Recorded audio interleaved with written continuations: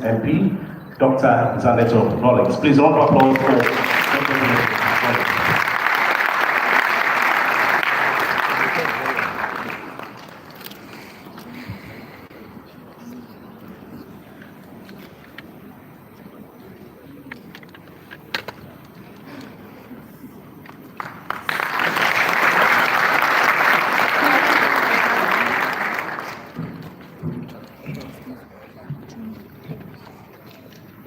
Good afternoon, and you're most welcome. Welcome to Ghana, comrade, and welcome to my constituency. You're in the heart of Crossing College, which is one of the finest constituencies in the country. So that's a big welcome to my colleague MP, who is acknowledging that it is the finest constituency in the north, and our dear comrades from Arise Ghana, and all politically represented persons here. Not just here by party colors, but here because you are people who believe not only in a vision as a country, but the Pan-African vision, because that is what our comrade who's here to address us is going to speak to. And that's the kind of reputation he's earned for himself. I will keep my comments very brief because I think we are a little bit behind schedule so that we can have ample time to speak and perhaps we can share ideas. So I will stand on existing protocols. If there's anyone else I haven't acknowledged, we will do so in due course. It's a pleasure to be here, and I'm glad to see that you're here, taking time off to be here to listen to amazing words of wisdom from a bit of a mover and shaker on our continent. I think that it's important for us to recognize that in being here, it's building of bridges across generations and across borders. We live on a continent that was carved out not by ourselves, where various families were split up based on their colonial masters, which has created problems that we perhaps are not really averting our minds to with regards to the severity of what these borders have done to our togetherness as Africans.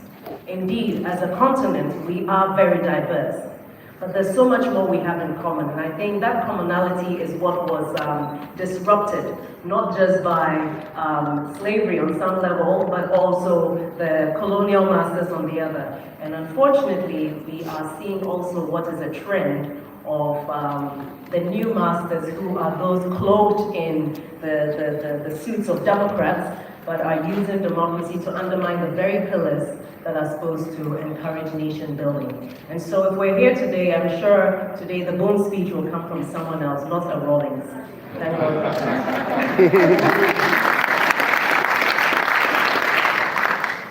And just to put into context, we know that as a country we have a national security policy, and high ranking on one of the risks to our security is corruption.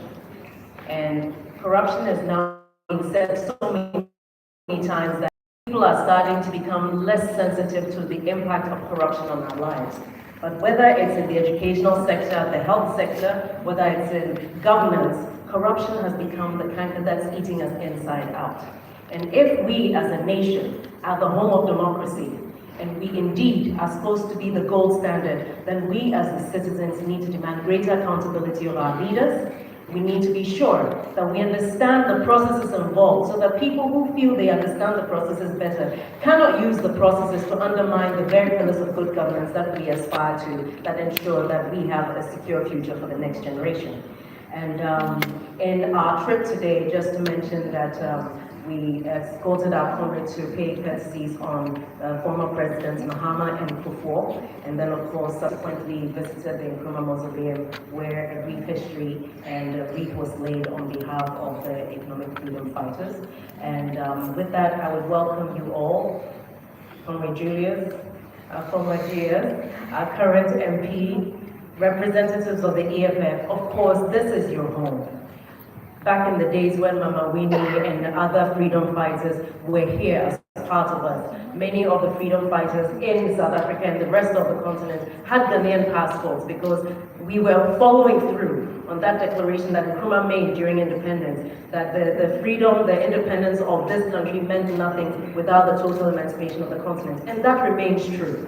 If we're looking at the African Continental Free Trade Agreement, and we can't see how there's justice and economic stability across the continent, we will not achieve anything. It remains only in paper, only in concept, what would be something great that will not touch the lives of the ordinary citizen.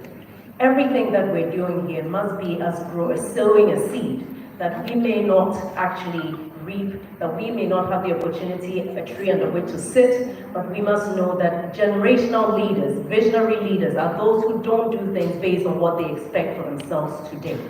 And that, I believe, is why we're here today, to share that inspiration, to encourage one another, that in spite of the fact that it's a 5.5-hour flight from here to South Africa, we're much closer than we think. And if we can look past the artificial borders and language barriers that have been created amongst us, and understand that at the core of it all, we have a vision as Africans, the love, the brotherhood, the sisterhood, the camaraderie that we share. That is stronger than any other thing that can be placed in between us as barriers. And so as we are here today, I would like to, on behalf of not just the constituency, not just the NDC which I represent, not just the other colleagues who are here, comrades. Oh, I just see my other comrade here, Rosa George. Yes, this is still the Coolest constituency. Yay. I would like to welcome you all and to wish you the very best. I hope you will come back. We know you have your elections coming up in May. We do wish you the very best.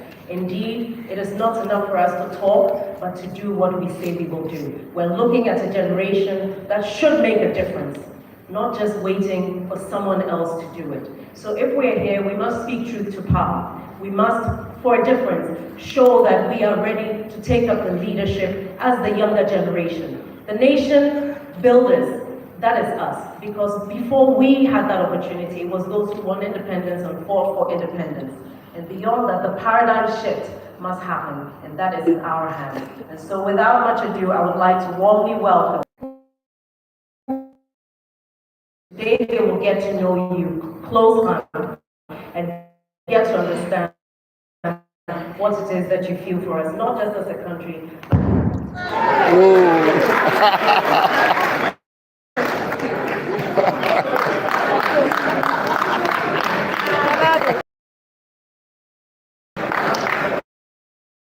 This is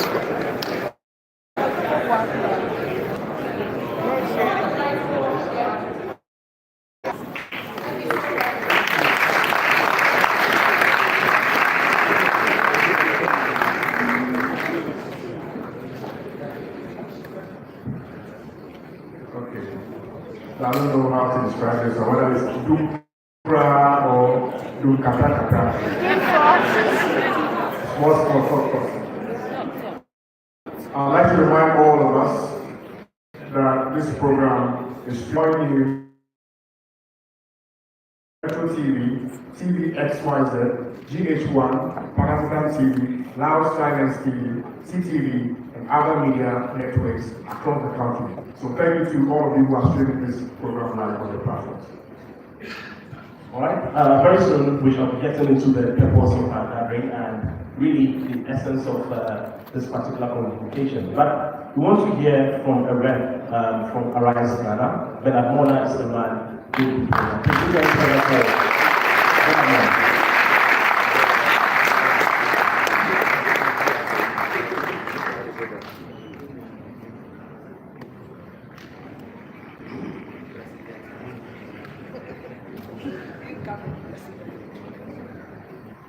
It's very uncommon to speak on a presidential act.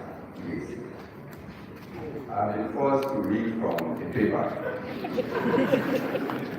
And as I was coming here, you saw me insisting that I should read.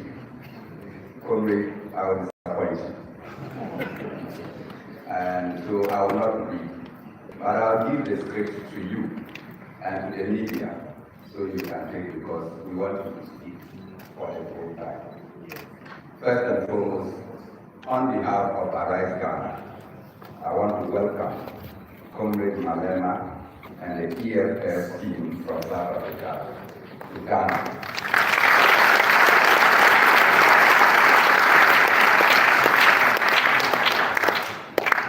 We are welcoming you to Ghana not because you are a visitor, but But because you have stayed away from home for a considerable period of time, today you are here.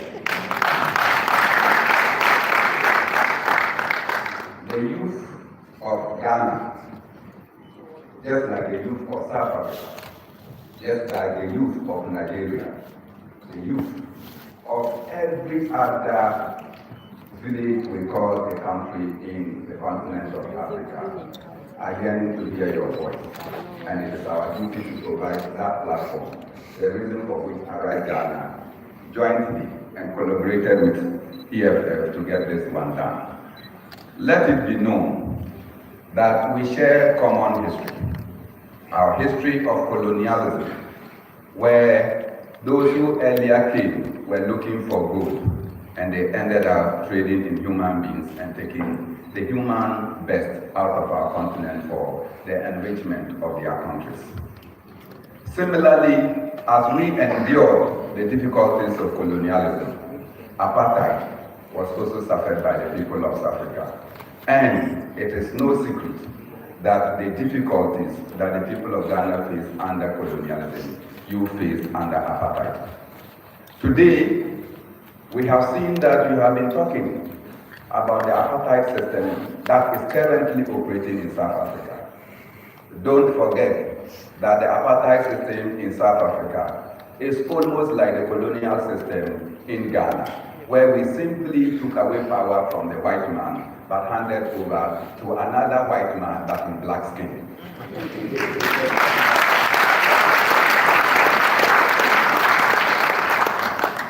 We say this because if you go across the streets of Ghana, many young people who have acquired various skills are without jobs. Because every sector of our economy has been taken away by the white man in black skin and actually freely given to the white man in white skin. Ghana, with all the wealth we have in gold, we do not own one gold mining company. And our shares in the mining company is less than 5%. Thereby, a chunk of the people of Ghana are unable to get jobs because they have simply sold our rights to foreigners. Similar things are happening in South Africa. I can see that LG is nodding. Evidently, we speak today, lithium that we recently discovered in enormous proportion and for commercial purposes is being auctioned to some Mozungus somewhere to the disadvantage of the people of Ghana and the people of Africa. And we are told to clap because we are able to get 10% of that lithium in terms of royalties, not even in real ownership. And every day we are told that this is the best deal we have gotten since colonial era. The people of Africa cannot settle for less. Particularly so that you have been speaking that we have to have a borderless Africa. We in Ghana, we have very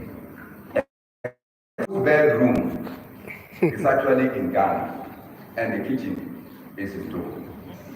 That is the kind of houses we have. You will see somebody whose farm is in Ghana, but it's the same thing. If you go across to Cote d'Ivoire, it's the same thing. Any language, we eat the same food, we celebrate the same festival. That should tell us that some white man somewhere, in some years back, sat in Berlin and took a pencil and just carved and said that this parcel belongs to France, this parcel belongs to Australians, this parcel belongs to Portuguese, this parcel belongs to the English, and then we accepted it. This you have been fighting. So on this African Dialogue series, we have no option than to invite the man who has been speaking eloquently and so passionately about the desires of young people to lead Africa to its proper perspective.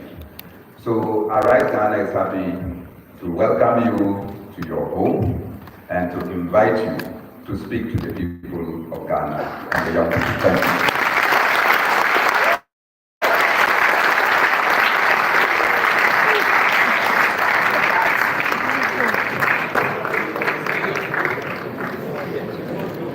The communication was slightly Before we finally hear from Julius Malema, the choir is ready to charge the atmosphere with a rendition. Choir, over to you.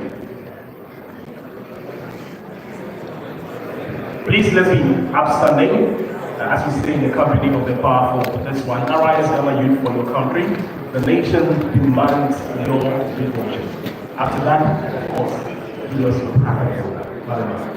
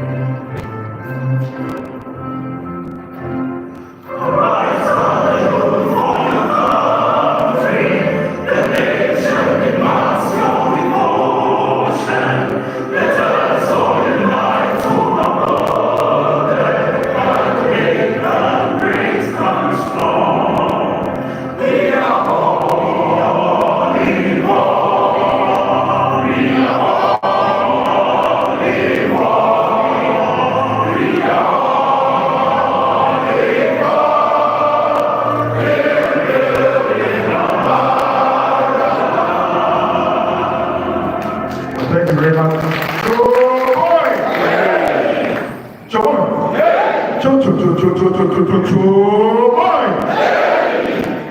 With a great deal of respect, let me invite up here Mr. Ludwig to introduce us to our speaker. Round of applause, please.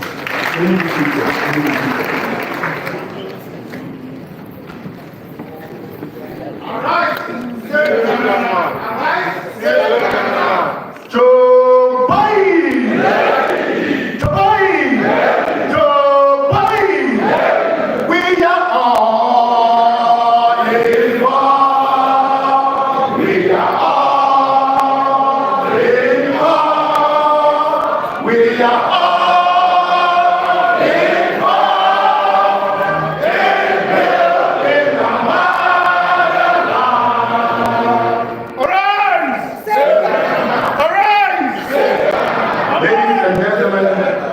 We are really all involved. We have to build our motherland. We will build it and build Africa.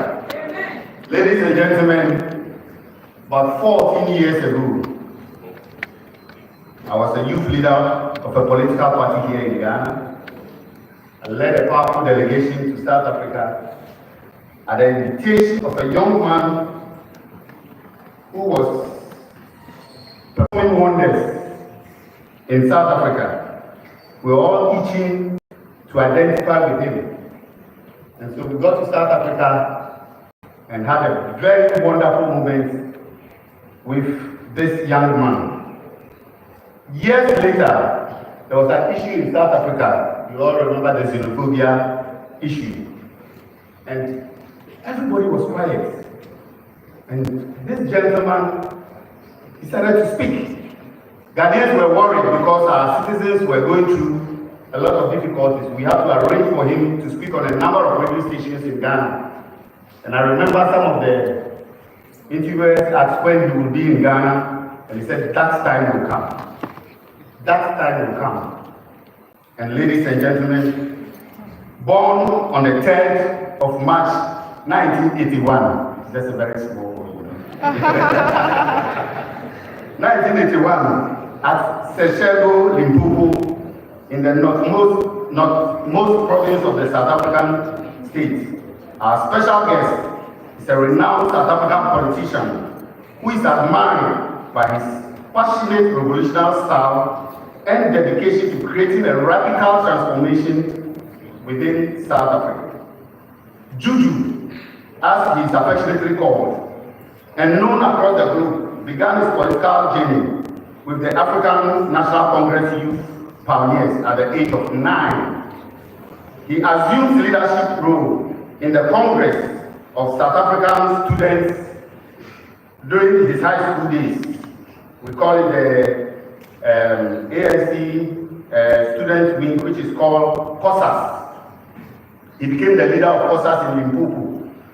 And it's a pre-tertiary organization aligned with the African National Congress in South Africa. I mean, he grew up in Limpopo. He was elected the president of COSAS, national president of COSAS, at a point where he led the battle for free education and the fight against corporal punishment in South Africa.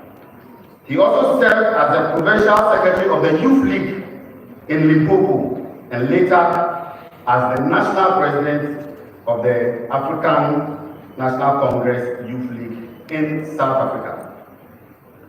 Juju's ideology differences with the ANC led to him parting ways with the party since 2012. On the 16th of August 2021, some workers of the mines in South Africa were massacred and killed by the South African police during the 6-week strike. The incident, which became known as the Marikana Massacre by London and the South African police, took a center stage across the world. His criticism about the killing of these mine workers opened a new chapter in the politics of South Africa with the birth of the Economic Freedom Fighters Party in 2013. Under his stewardship, ladies and gentlemen, the Economic Freedom Fighters gained significant support in the 2014 national election, emerging as the third largest political party in South Africa's parliament. In the year 2019 election, the EFF increased its representation in the National Assembly and Provisional Legislature.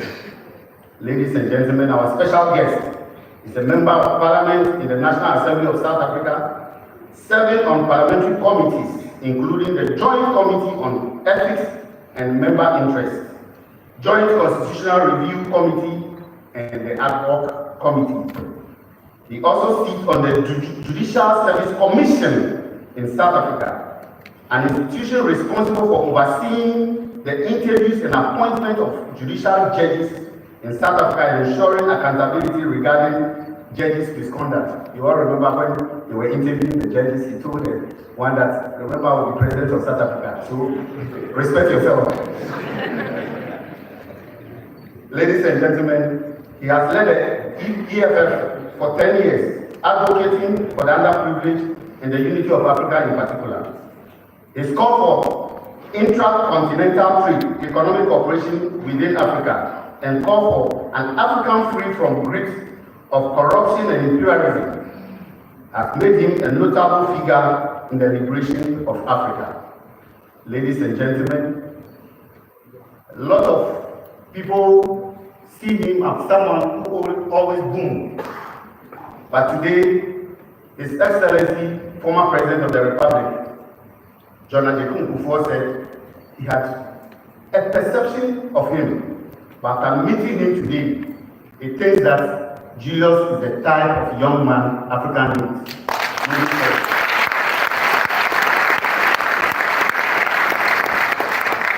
And he gave him his blessings and support to join colleagues in Ghana and other parts of the world to sing the African song across the continent.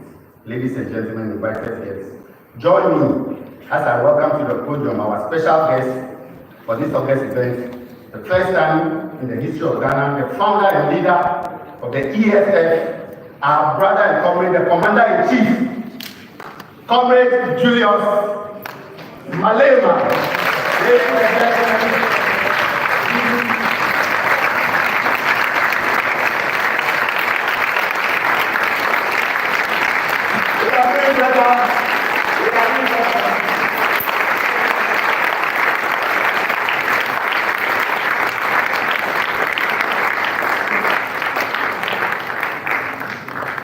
Thank you very much for those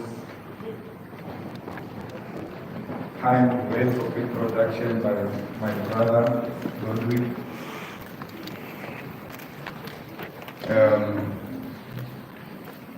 Dr. Sineta, Rolling and your brother, KJ, and the entire family of President Rolling, and the leadership of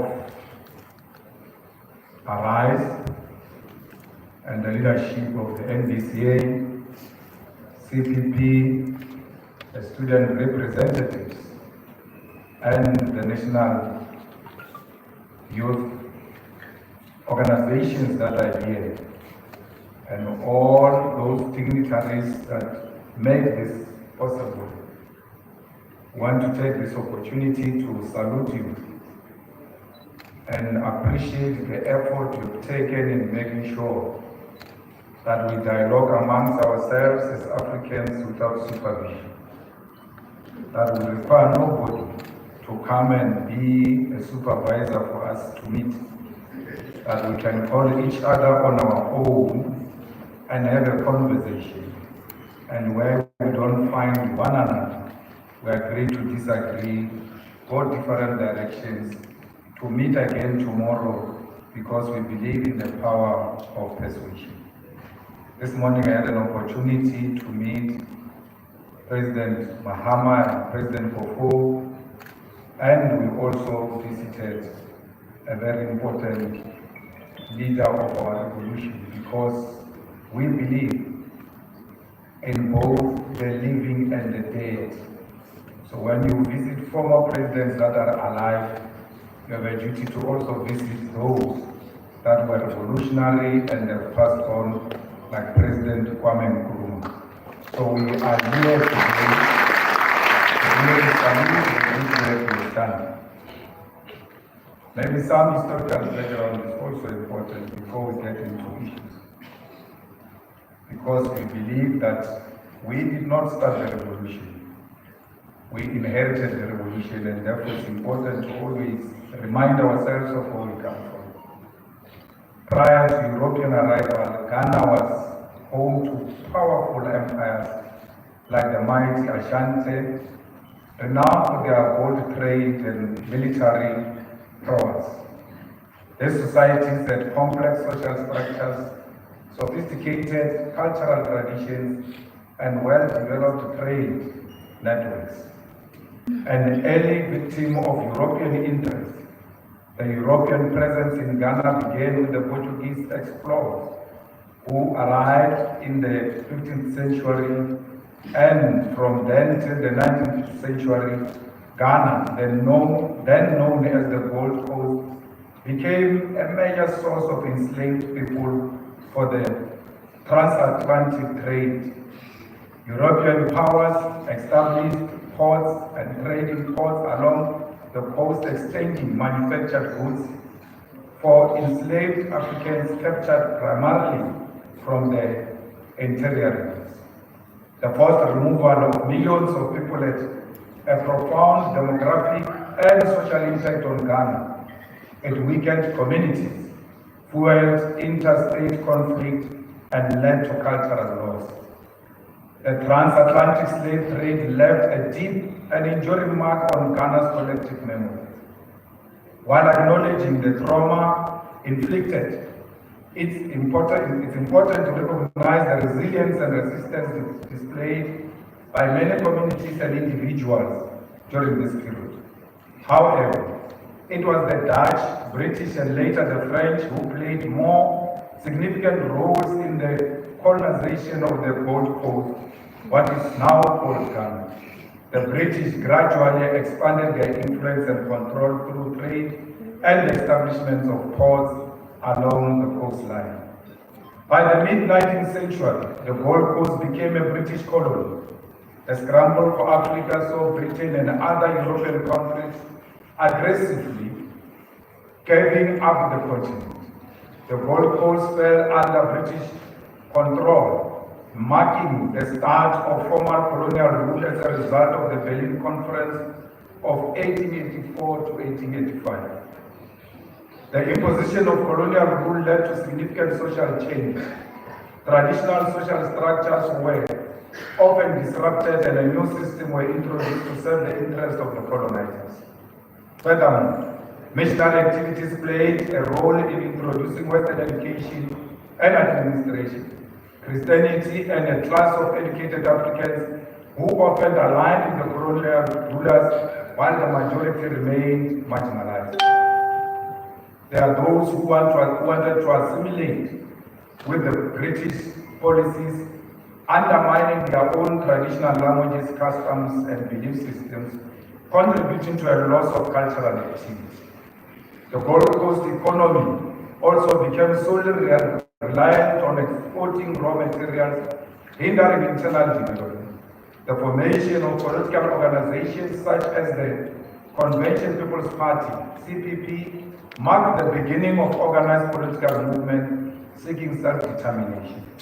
Ideas of Pan-Africanism, emphasizing continental unity and liberation from colonialism, fueled the independent movements all over the continent.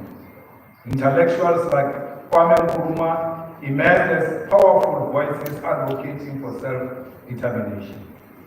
The CPP, founded in 1949 by Kwame Nkrumah, mobilized mass protests and strikes, forcing the British to acknowledge the desire for independence.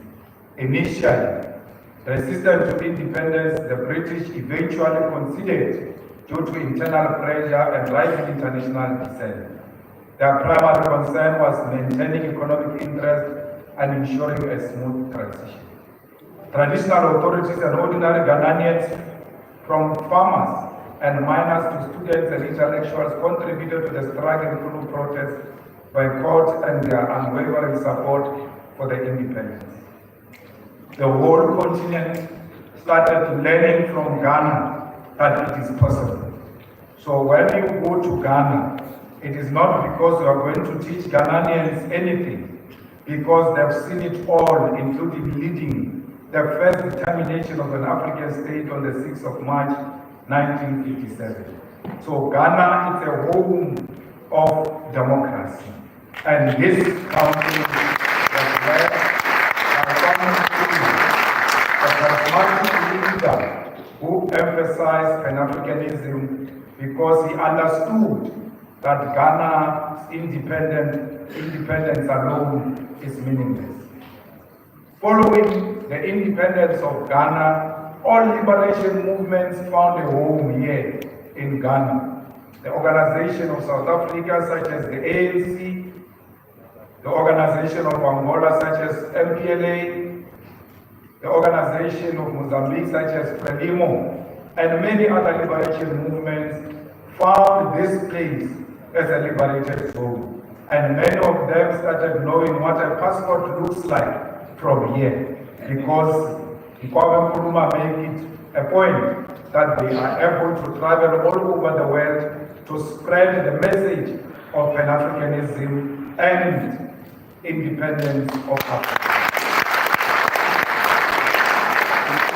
Nkrumah did not only develop connections amongst African states and liberation movements, Nkrumah developed connections with African American allies, writers, and all kinds of people who were found in diaspora.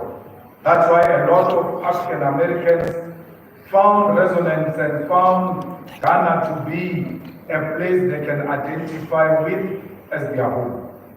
So Nkrumah's idea has always been that black people who are found everywhere must always be in solidarity with each other, because they are the most hated people all over the world. It doesn't matter where you find them. If you find a black person in China, give them love, because you must know they are hated. If you find a black person in the US or even in Russia, you must embrace one another irrespective of the countries you come from, because you are both hated. It doesn't matter how rich you are, it doesn't matter how educated you are, as long as you are an African, they treat you like a reject. That's why the unity of Africans and Pan-Africanism does not only mean those who are found in Africa. It means everybody else that looks African, who's found everywhere in the corner of the world, because those are the people who have been robbed of their humankind. We also know that this country is the one that leads with successful succession, which are peaceful. Of course, it experienced a bit of difficulty at some point, but since then, Ghana became the most celebrated democracy. But the democracy of Ghana is threatened by corruption. A corruption that made sure that Ghana does not pay its international debt. As a result, today, Ghana is unable to self-determine, because everything else is dictated to Ghana by IMF and the World Bank, because the current leadership fails to honor their obligations. Corruption is a threat to a wonderful democracy anyway, because it's eating on the moral fiber of democratic dispensation. We must never ever celebrate anyone who is corrupt or seek to defend the corrupt individual, irrespective of our political opinion. Those who are stealing from the public purse now, they are stealing from the future. That's why they are unable to pay the debt now, and they will not be able to pay the debt in future. And it is you, the youth of Africa, that are going to inherit the debt, and you will not be able to develop your own countries. There is a tendency in the African continent of the youth defending the old corrupt, because they give them the little money now and they forget to give. If you value yourself, if you value the future of this continent, you must stand tall and unashamedly fight corruption everywhere where it raises its ugly head. Don't care who says what. You must always speak truth to power. It doesn't matter who gets offended. The truth remains the truth, whether you are standing, whether you are sitting, whether you are sleeping, the truth will never change. And one thing you must know is that when you tell the truth to the powers that be, they may pretend now that they do not hear what you are saying. But when they are sleeping alone, their conscience speaks to them, and they must answer the question, is he or she telling the truth? And if the answer is yes, you have achieved your mission. They will never know they are corrupt until someone tells them on their faces that you are for yourself, you are for your family, you are for friends, you are for the politically connected, and you are not for our continent, because our continent is about the unity of African people that is based on economic ownership of the means of production. I want to say this today here, that xenophobic people are people who suffer from self-hate. Because when you love yourself, you will never hate another person. A black person who looks like you should serve as a mirror to you. When you look at that black person, you must see yourself. And therefore, you cannot say the people from Ivory Coast are not needed here in Ghana. They are taking our jobs and our opportunities, because there is no Ivory Coast, there is no Ghana. There is no Nigeria, there is no South Africa, there is no Liberia, there is no Botswana, there is Africa. Because we never determine this artificial border. Some people went to sit somewhere and decided to divide us. And they did that with a pen and took away our brains. Because there is no wall. In other places there is no fence, yet we see the wall and the fence that doesn't exist. We are unable to break this imaginary artificial borders because our boss told us that we are divided. We have been treated like mad people, where you've got a gate without a fence. All of you, when you want to exit to Ivory Coast, you go to a border, and that border is a gate. But when you check on the side of the gate, there is no fence. Our people are living together. So Africa must stop behaving like a drunken master who goes through a gate in a yard that doesn't have a fence. It will never have a fence because we are one thing. We make it into each other's communities and families. We go to each other's activities. We share cultures. And I know for sure that the people of Ghana dance to Amapiano. So why would they think that they are not South Africans, and why South Africans will think that they are not Ghanaians? It's only an imagination that was instilled in our heads by our colonial masters.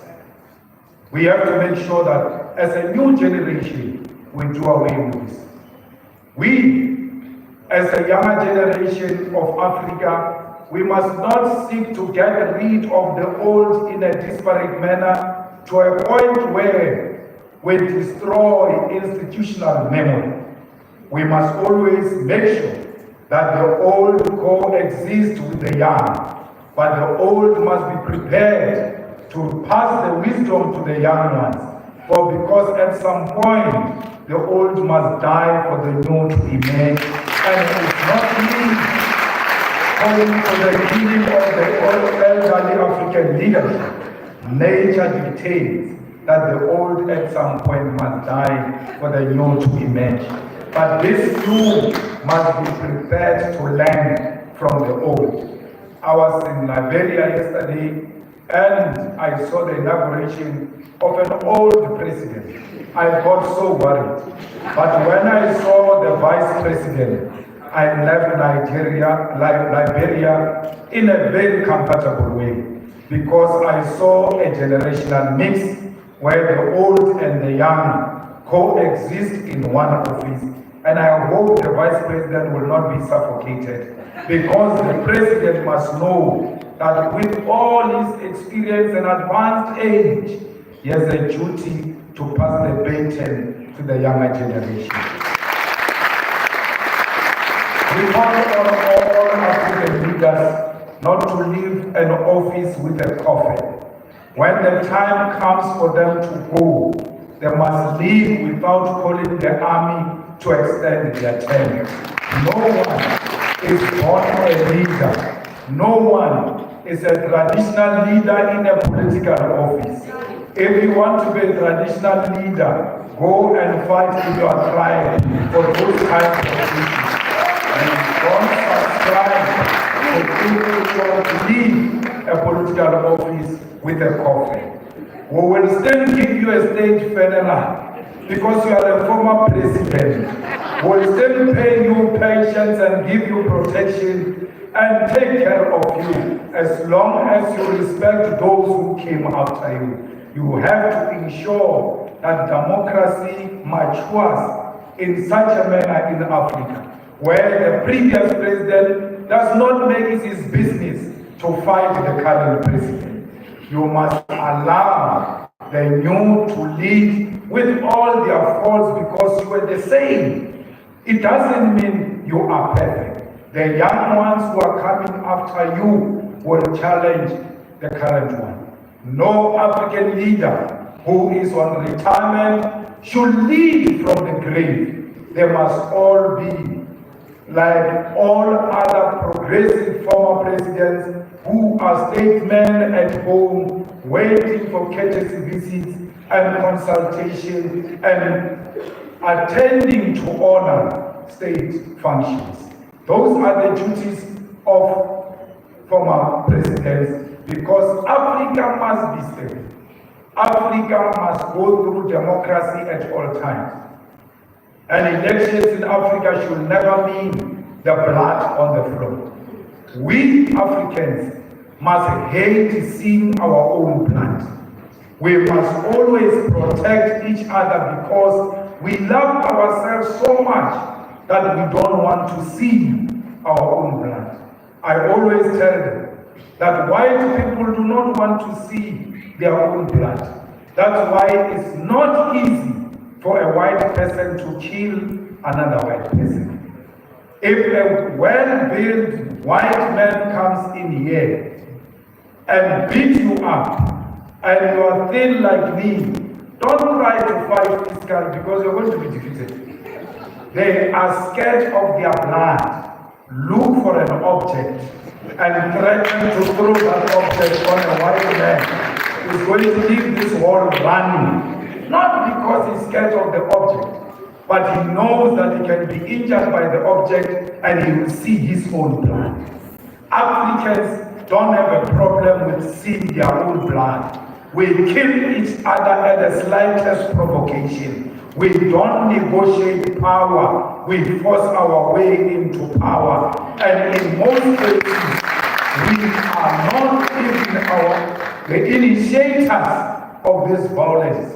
It is white people who sponsor the black-on-black violence. Because of the absence of black consciousness, we find it easy to kill one another. The killings must stop in Africa. In Africa, guns must be replaced by hugs. When we see each other, even when we disagree vehemently, we must agree to disagree in a brotherly and sisterly way because we value each other's blood. Ghanaians, we must make sure that we refuse the suppression of media freedom.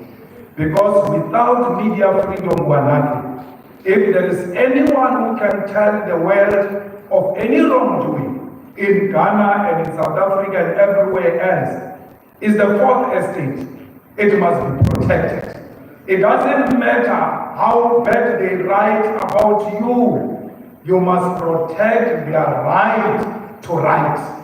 Because without that pen, you must know there is an ushering in of a dictatorship.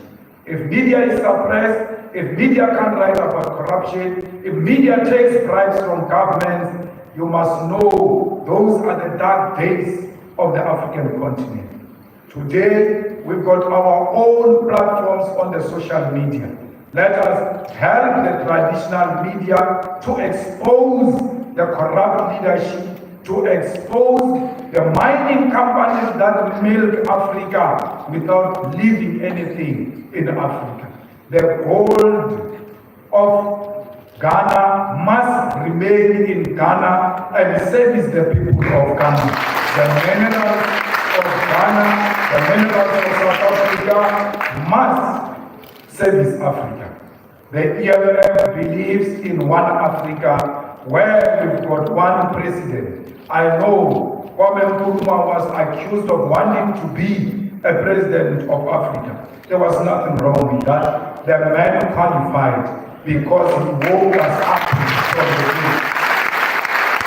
The opportunity with Kwame Nkrumah's call, even if we don't achieve it in our lifetime, we must create a solid foundation for one Africa, because one Africa is a threat to Europe and America.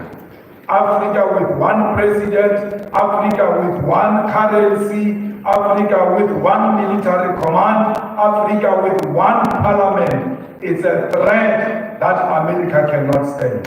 Imagine a currency of Africa against the currency of USA. Ours will be based on the natural and mineral resources of our continent. And what will the currency of France be based on? Because France can't even produce anything for its survival. The whole soccer team of France is African. That's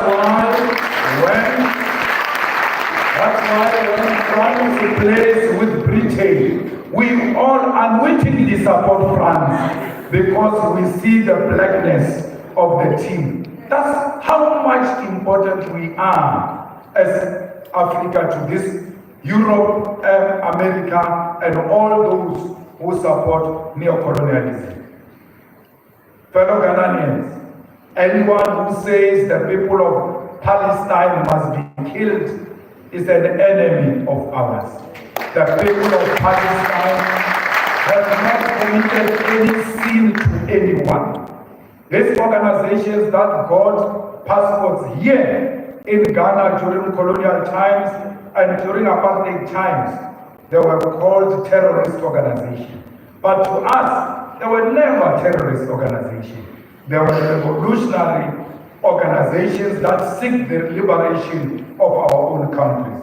We cannot listen to the same propaganda that was used against us during the years of liberation. Kwame Nkrumah was called a terrorist. Nelson Mandela is still on the list of terrorists in USA because they fought for the self-determination of Africans. That's exactly what Hamas is demanding. That let the people of Palestine reclaim their own land. Let the people of Palestine have the self-determination without anyone imposing anything to the people of Palestine. If the people of Palestine want two-state solution, let them say so. No one must meet in UN or everywhere else and say there's going to be a two-state solution in Palestine. It must be the Palestinians themselves, like the South Africans decided that we are going to coexist with the settlers. We will not send them to the sea. It was not a decision of the UN. It was a conscious decision by South Africans. Why are the Palestinians not allowed to make the same self-determination? Shame on the leadership of Ghana, who saying they support what is happening against the people of Ghana. They must be ashamed of themselves, because any African who knows what settlers do when they settle in your country will never support that nonsense that is happening in Pakistan. Ghanaians, we are not saying we are fighting the Jews. We are not saying Jewish women must be killed, Jewish children must be killed. Our struggle is against apartheid Israel, and we make no apology about that, and we want the apartheid of Israel collapse with the immediate effect. We salute the government of South Africa for having listened to the EFF when we said that the Israeli ambassador and embassy must be removed from South Africa. Parliament of South Africa, through a motion placed by the EFF, took a resolution that Israeli embassy must leave South Africa because we cannot share the territory with bloodthirsty individuals who have declared war on the land. What is happening in Palestine is genocide. It has got no any other name. You can't bomb a hospital. Even if the leader of Hamas is in that hospital, as long as he enters a hospital, you must cease fire and wait and work on an alternative solution to get him out of the hospital. You cannot bomb a refugee camp because there are international laws that governs how you treat refugee camps. Even when you don't agree with Hamas or any other thing of that nature. But please protect humanity. We need all those who want to give humanitarian support to be given a passage to enter Gaza, to send water, to send food, to send medical equipment and medicine in Gaza. Israel is refusing a passage for humanitarian intervention in Gaza. and every individual who's self-respecting, especially ourselves as Africans, can never agree with a country that can refuse people water, because water is life.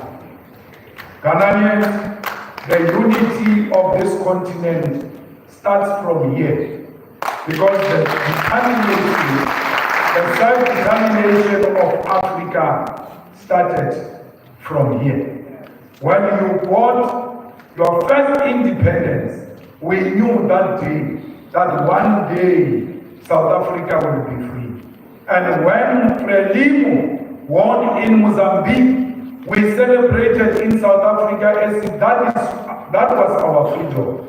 But we knew that the freedom of the people of Mozambique means the freedom of South Africa, because that's how we are connected. We celebrate each other's achievement. It started here in Ghana, it ended in South Africa.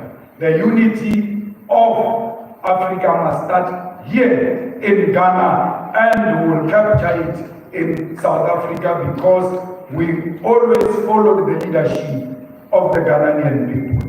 The economic freedom of Africa will start in South Africa. We want our land. We make no apology when we say we want our land. Our land was stolen, and we want it back without paying a cent. And no one must pay for a cent everywhere in Africa when they demand the expropriation of land without compensation. These people came and stole your car, and later on you discover your car. They say, it's true, it's your car, but pay us before you get this car back. And when you ask them why, you say, I must pay. They say, we have put mag wheels, we have improved the car, therefore you must pay us, irrespective of them being in possession of stolen property. Anyone in possession of stolen property is a criminal. And therefore, anyone in possession of our land without our permission is a land thief, is a criminal, and must be identified as such. When I say to you, demand the land, and we will lead that struggle from South Africa, I know land brings about everything. For you to have a hair salon, you need land. For you to have a small shop of IT, you need land. The beautiful beaches belongs to the land. The mineral resources, the gold, iron ore, copper, and all types of mineral resources belong to the land. That's why when they came to Africa, they did not steal our women or our men. They stole the land. They knew women and men will come with the land. That's why we need to start from where they started when they offended us. We need to take the land. Because once we take the land, they will start respecting us. You will never be respected if you don't own property. It doesn't matter if all of us in South Africa own property. As long as the people of Namibia, as long as the people of Ghana do not own the land, then our land ownership is meaningless, because when you go to the USA, they don't see South African, they see an African.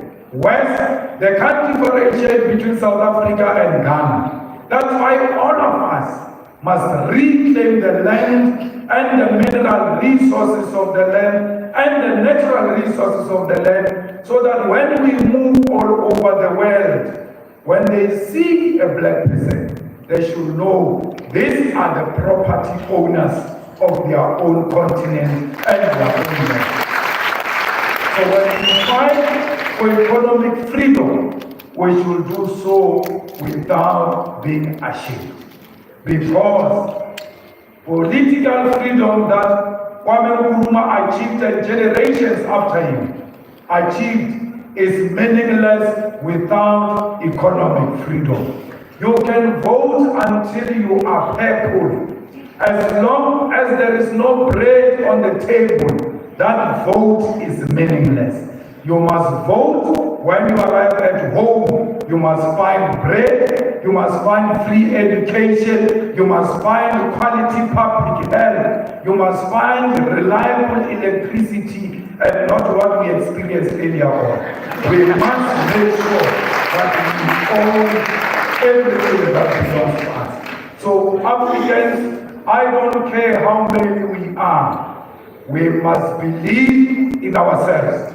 At least be an individually liberated African who is not scared of colonizers, who is not scared of white people, who doesn't worship the establishment, who calls a spade a spade. That is the only way Africa will be respected. This continent is one. They might think they divided it. I can guarantee you now, like we saw when Ghana got liberated in South Africa, we said one day it will happen. It came many years after, but eventually it came. The unity of this continent is going to come. And when we call on each other to come into each other's countries, we must embrace that with ease. Me being here in Ghana, I don't feel like I'm in a different country. Because in this world, there is nothing different I'm not used to in South Africa. When I look at left or right, I see my brothers and sisters. When I walk outside and drive all over, I see the poverty of Africa that I see at home. So why would I claim I'm in a different home? Because conditions are the same. So when I'm here, I'm at home. When you are in South Africa, feel at home. South Africans are not xenophobic. South Africans are peace-loving people, and I extend my invitation to all of you to come and study in South Africa, to come and work in South Africa, to come and take your holidays in South Africa, because it is your home too. The same way you welcomed us here, will welcome you in South Africa.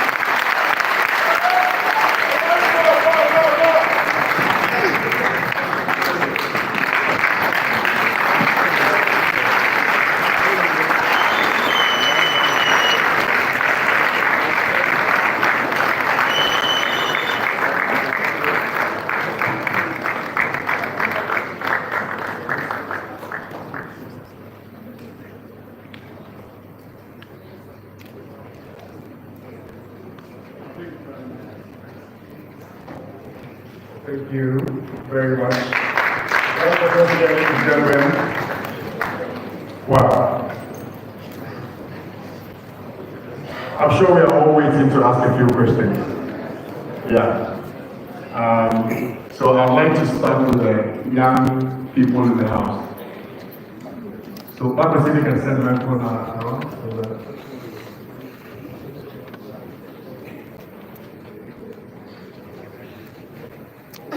So question specific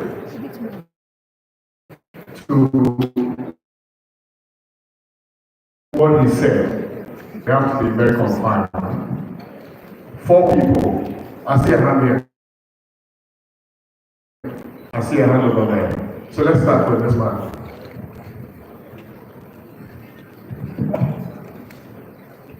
Good afternoon to you.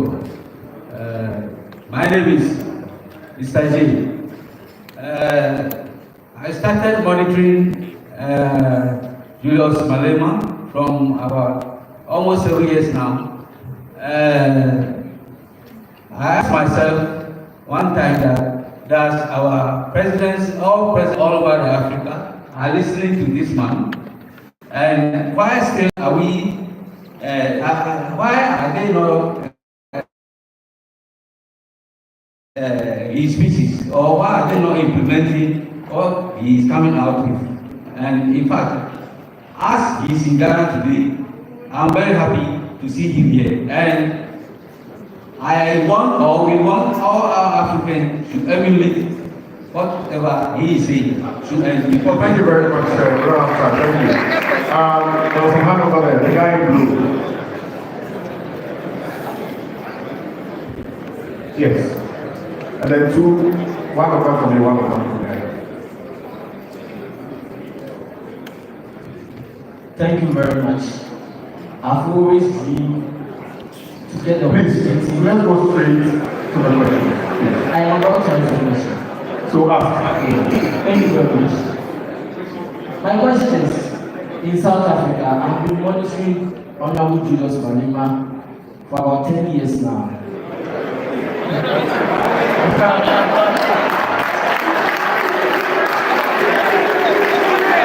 have about 500 videos on my phone. Wow. I post these videos on various groups. My friends actually call me Julius Malema. My question is, there is this guy in South Africa called Inalalat, who is spearheading an operation called Operation Ndula. I want to ask my president in waiting that how is he going to get this guy out of South Africa to make sure that the blacks in South Africa enjoy as the way they will enjoy in their country. Thank you very much. Yes,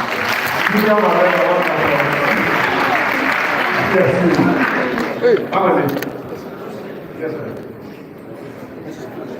I saw the front face, the one standing. And then the chief on the back.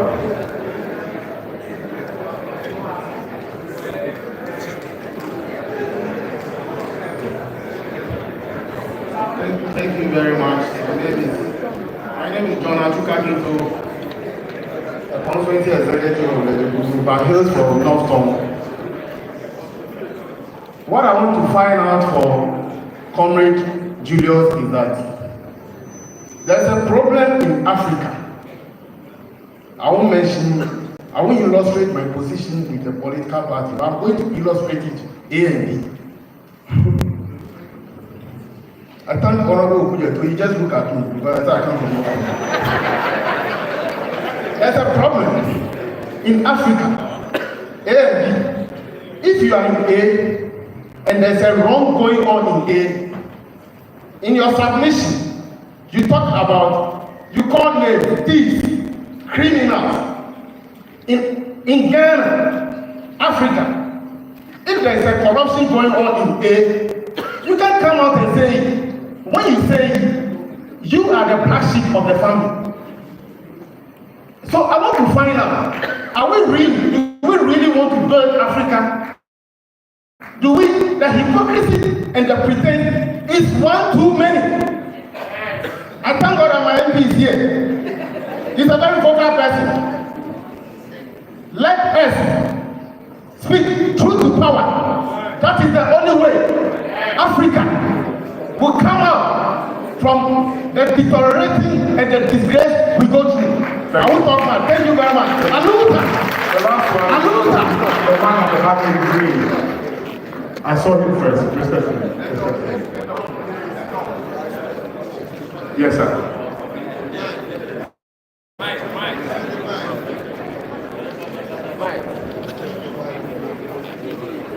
Thank you very much. I am Isaac Mufwege from Tema, Nkuma's Tema. You know, I have a similar platform. So when we give like this way, Nkuma, Gabe, and Rastafari Makonem. So when I say Nkuma, I repeat after me. When I say Gabe, I repeat after me. Sir, for what of time? Ask the question. We know, Nkuma, we know. Thank you very much, Mr. Malema, for coming here. We monitor you far South Africa. Thank you very much. I really appreciate you.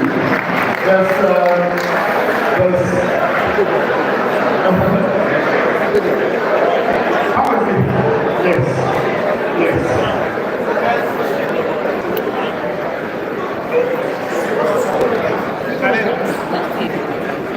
Thank you very much. Please let me silent. Thank you. Thank you very much, Honorable. Yes, and then I again thank the organizers of this event. My name is, let me mention, okay, I'm Engineer Dr. Frank Supe of African Development Council. My concern here is that the continent have been seen as the producers of raw materials, and they want it to remain safe without any change. individual groups, many groups arise on the continent, singing the same song. Honorable Malema, is there a way we can get all these groups together, singing the same song at higher pitch and tone in order to achieve our results? Well, thank you very much. I'll be welcome.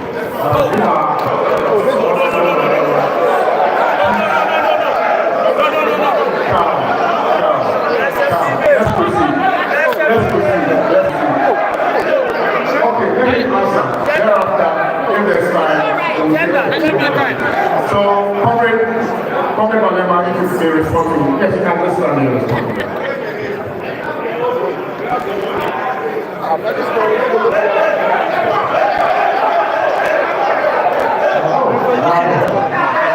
Let me come. Come on. Thank you. Thank you very much. I think most of the points were just complimentary, more than anything. Tantalus is not a definition of South Africa. He wanted to use xenophobia for his rise to fame. Even Tutula movement did not belong to him. He wanted to hijack it for his own selfish interest, and we have reduced him to an insignificant molecule, and therefore no one can rise in Africa on the ticket of xenophobia. That is the beginning and the end of your political career. So anyone who says such politics is not worth entertaining, because they are short-lived politics and they will never be sustained, because politics are based on history, on philosophy, on ideology. Who of the ideological icons that are celebrated internationally and politically, progressively, was arisen into power on the basis of xenophobia? So that's why it's not sustainable. So please, such individuals who seek to project us as wrong people in South Africa, do not take them to heart. I like that. You see, speak truth to power. But please don't want to be liked. A lot of us, we suffer from wanting to be liked, especially being liked by people in power, because you seek favors. I seek no favor, for because I believe in myself. So you ought to believe in yourself.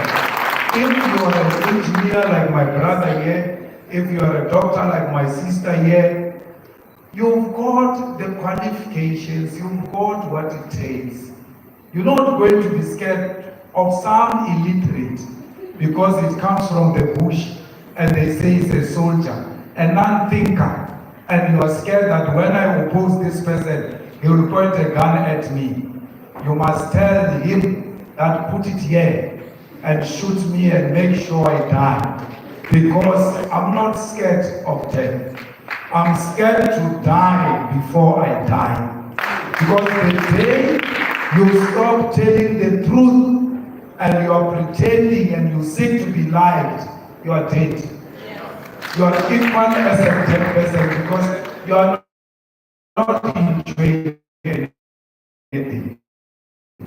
So when I live here, I'm not worried there's someone who's going to call and say, those things you spoke about them there, pay me the money I borrowed you. I don't owe anyone anything, nothing. I don't seek favors from a white man, from colonialists, from anyone. So my brother, don't be scared. Don't try to really impress, because you're impressing corruption. You're not impressing that person. You want to be liked by corruption. So you can't seek love from corruption. Corruption is the destroyer of the future, and it must be fought here in Ghana, and it must be fought in South Africa, and it must be fought all over Africa. So please, let's not be scared to confront the powers that be. You know, these people, when they came to enslave our people here, they were not coming to enslave people. They came to steal the minerals. They were not coming for us. Then they ended up fetching us as well to join the minerals.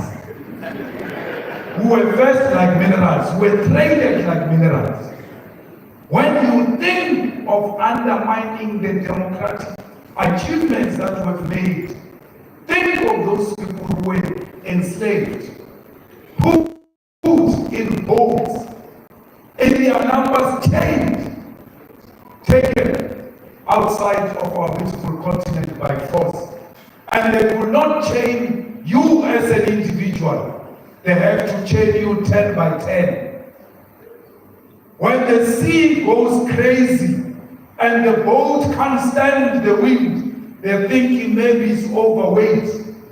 In the middle of the sea, they take 10 of you, they push you out of the boat so that the boat can sail with the remaining slaves.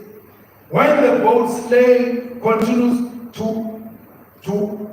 to carry our people out of the continent, 10 of them pushed out, 20 of them pushed out, both their hands and feet chained. There is nothing so painful to die without a fight. That even when you know this shark is going to kill me, let me try, maybe I will be Moses and hold the mountain. Every time the sharks are taking you, you die with dignity because you have put some signs of fight. But our people did not have that dignity. They died chained.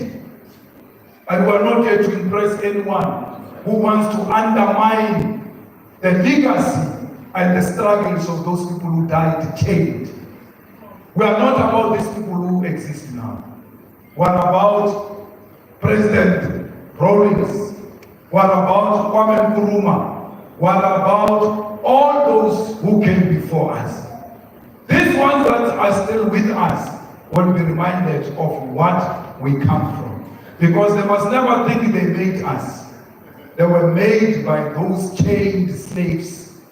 Every time you want to do wrong, every time you want to undermine the struggle and the unity of Africa, remember our people died chained. They could not put up a fight. We are fighting on their behalf and will never retreat until their dignity is restored. Thank you very much. Thank you very much. Thank you very much. Malema. I'm sorry we will not be able to take any more questions. One more.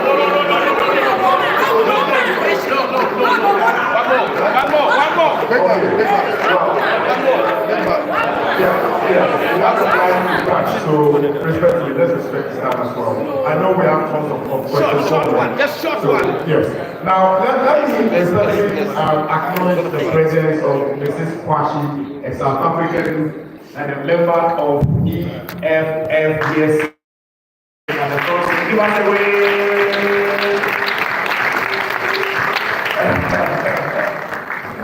Right.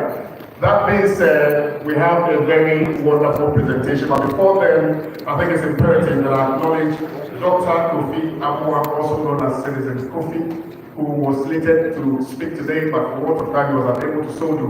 But it's been very, very instrumental in the organization of this wonderful dialogue. Important that we give it a round of applause, please. Also, a big thank you to African Development Council. You spoke, said thank you very much for your support. We greatly appreciate your support. So, shall I invite up here Naya Dantua, former General Secretary for the CPP, to help us with the presentation, as well as my brother Ludwig and Bernard. Please come up stage. We received lots of gifts from Batakari to Clinton, for our wonderful coverage. Julius Malema. One more person is over. You see, the woman is upset because she intimates that I think if the woman is the opportunity. But next time I will soon do that. Next time. Yes, next time.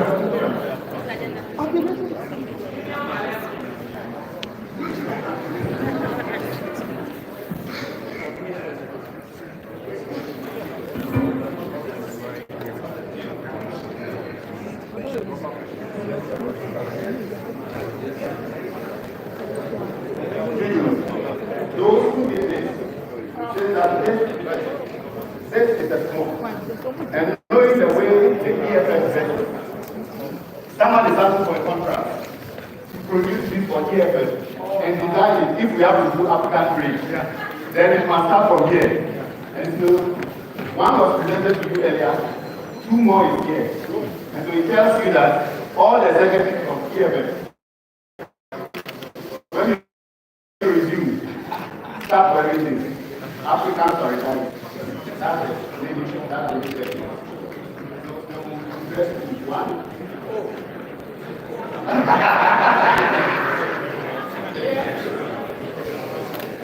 Yeah.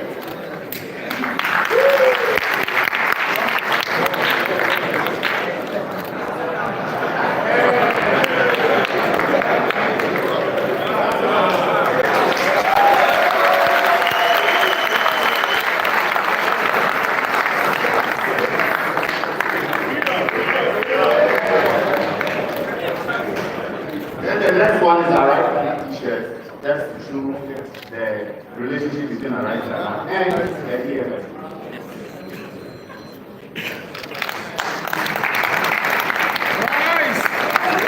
Arise! Arise!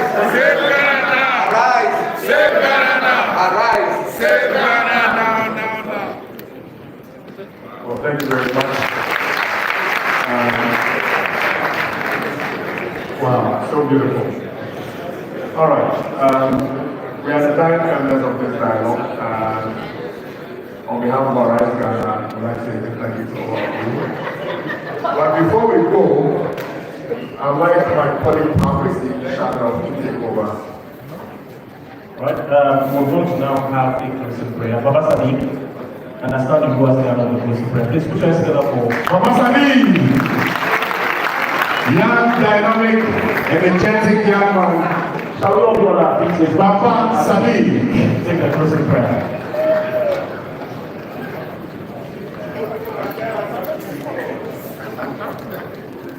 Bismillahirrahmanirrahim. Alhamdulillahi rabbil alamin. Ar-Rahmanir-Rahim. Maliki yawmiddin. Iyyaka na'budu wa iyyaka nasta'in.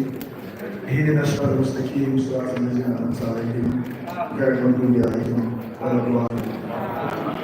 We offer this prayer in thanks to Allah for a successful program. We offer this prayer for Allah. We beg for good health. We beg for good energy, wisdom, and the sense of fighting within us to see it through. May Allah instill in us a sense of fight to see it to the end. We ask Allah to forcefully remove from among us corrupt leaders, liars, thieves, economic terrorists, whose only call to leadership is to enrich their family and friends. May Allah truly liberate us from the wicked leadership and despots whose reign doesn't bear fruits. We pray for a prosperous Ghana and Africa that offers growth opportunities and sustainable livelihoods for all. Rabbi inni liman anzalta ilayha min khairin fakir. Bismillahir Rahmanir Rahim. Qul huwallahu ahad, Allahu samad, lam yalid wa lam yulad wa lam yakul lahu kufuwan ahad. Amen. All right, it's been a pleasure having all of you. Bye-bye.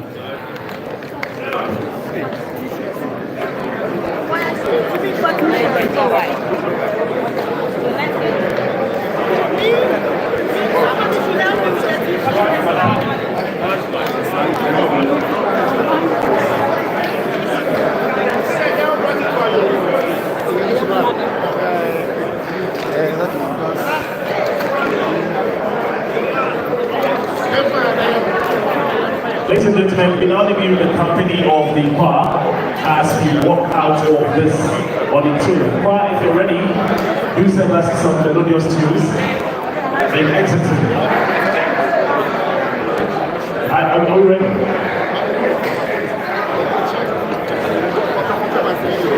Big man.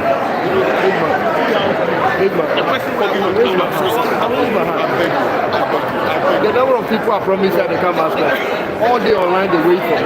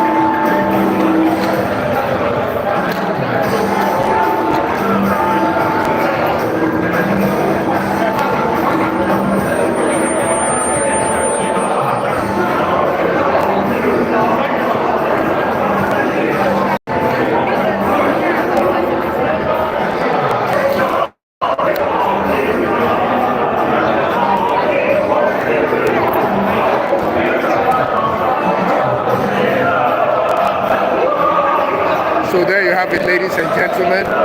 Thank you for being a part of this. I couldn't get the opportunity to ask Julius Malema any question because there were so many hands, and I don't know, but you know, as much as I raised my hand and made an attempt to get them to notice me and ask the question, they didn't call me to ask questions, but we are told that he's having a media section at the Kempiski Hotel in Accra.